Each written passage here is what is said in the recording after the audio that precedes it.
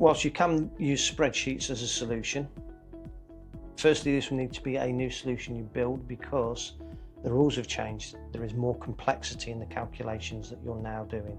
You're having to split out assets, you're splitting out liabilities, you're splitting out your interest, whereas previously it was just a cost. On top of that, you then expose yourself to ongoing review by the auditors year on year, which will lead to increased audit fees.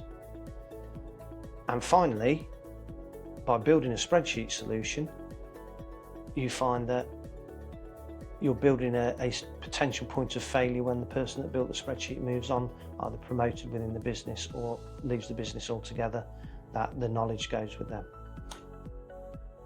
Although you may think, yes, Excel is the way to go initially, we have found that we have a number of early adopters who adopt a CCH to get its solution, and then find 12-18 months later those that have elected to go for spreadsheets come to us looking for a CCH type solution for lease accounting.